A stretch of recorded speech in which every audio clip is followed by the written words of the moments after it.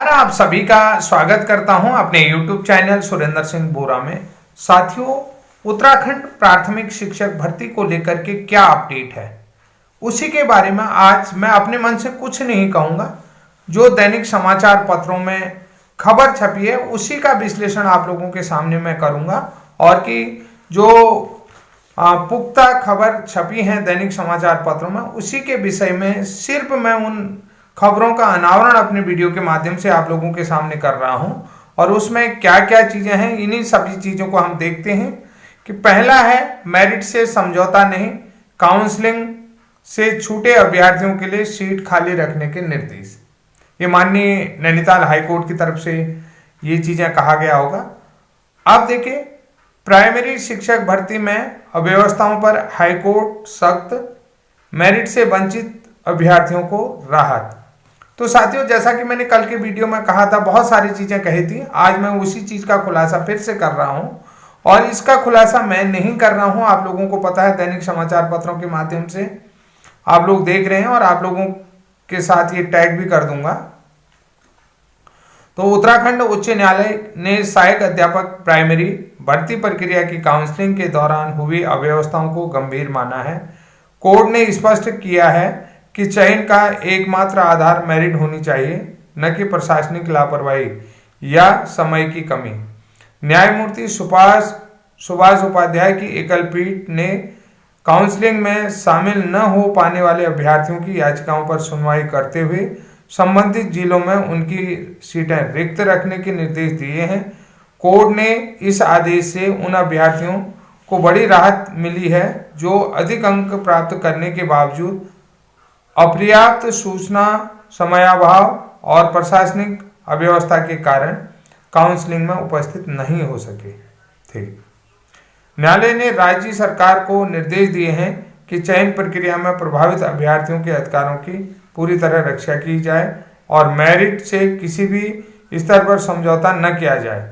याचिकाकर्ताओं ने हाईकोर्ट को बताया कि भर्ती प्रक्रिया में निर्धारित नियमों का पालन नहीं किया गया है और नियमानुसार काउंसलिंग से पहले फाइनल मेरिट सूची और पात्रता सूची सार्वजनिक की जानी थी, लेकिन विभाग ने ऐसा नहीं किया। इसके बजाय प्रारंभिक सूची के आधार पर सभी अभ्यर्थियों को बुला लिया,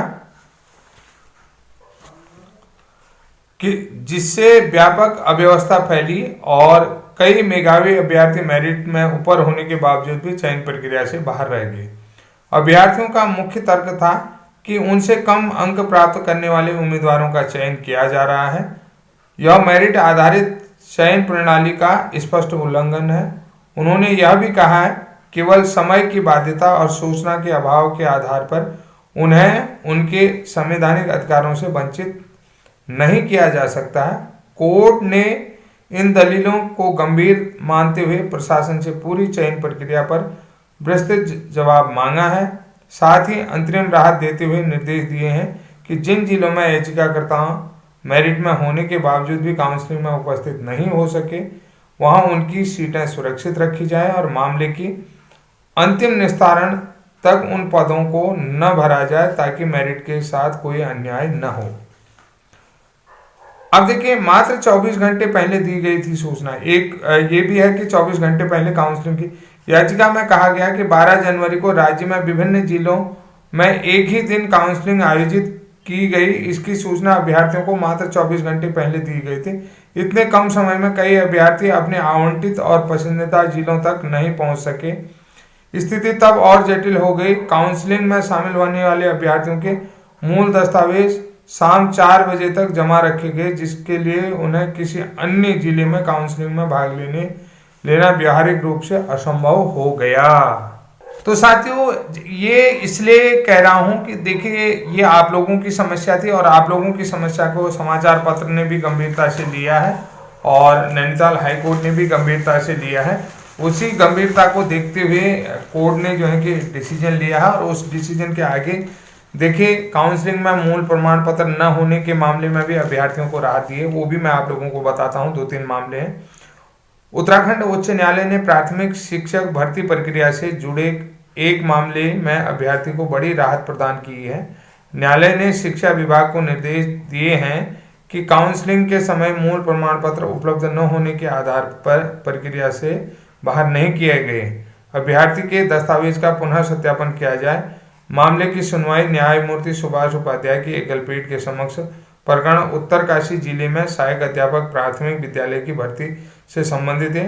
याचिकाकर्ता की ओर से बताया गया कि अभ्यर्थी का नाम मेरिट सूची में 79.17 अंकों के साथ 392 स्थान पर था, जबकि अंतिम चयनित अभ्यर्थी को मात्र 73.50 अंक प्राप्त हुए थे। याचिका में कहा गया कि 12 जनवरी 2026 को आयोजित काउंसलिंग के दौरान अभ्यर्थी के पास डीएलएड की केवल डाउनलोड की गई मार्कशीट थी।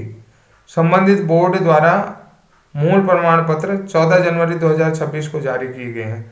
मूल दस्तावेज उपलब्ध न होने के कारण से अभ्यर्थी की उम्मीदवारी स्वीकार करने से इनकार कर दिया गया था।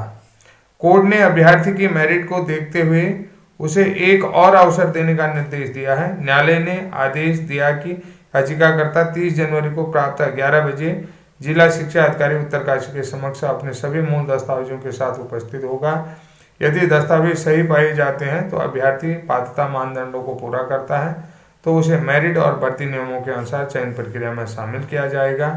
और हाईकोर्ट ने स्पष्ट किया कि परिस्थिति जन्य कारणों से हुई विलंब के चलते किसी योग्य अभ्यर्थी को उसके वैधानिक अवसर से वंचित नहीं किया जाना चाहिए। तो साथियों, ये दोनों चीजें मैंने आप लोगों को बता दिया है। अब इसमें मैंने आज कुछ भी नहीं जोड़ा। कल के जो वीडियो में था बहुत सारी चीजें मैंने कही थी, लेकिन मैंने कहा ये मैं नहीं कह रहा हूं कि अभ्यर्थियों का था। आज मैं जो है कि समाचार पत्रों के माध्यम से, जो समाचार पत्रों के माध्यम से आप तक खबर गई, उसी का अनावरण आप लोगों के सामने अपने यूट्यूब चैनल के माध्यम से कर रहा हूं।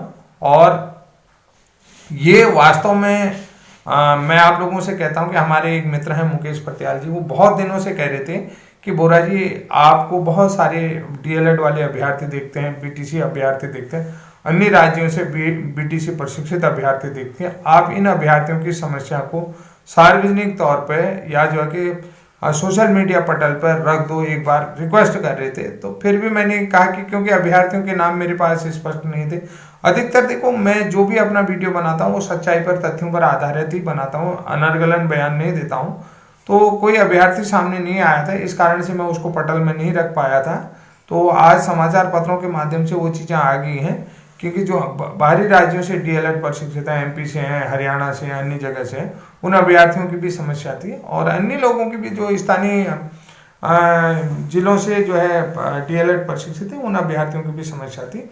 ये आज मैं सार्वजनिक तौर पर इस पटल में मैंने कल भी रखा और आज भी रख रहा हूँ। तो साथियों, आज के लिए इतना ही। तब तक के लिए जय हिंद, जय उत्तराखंड, बाय बाय।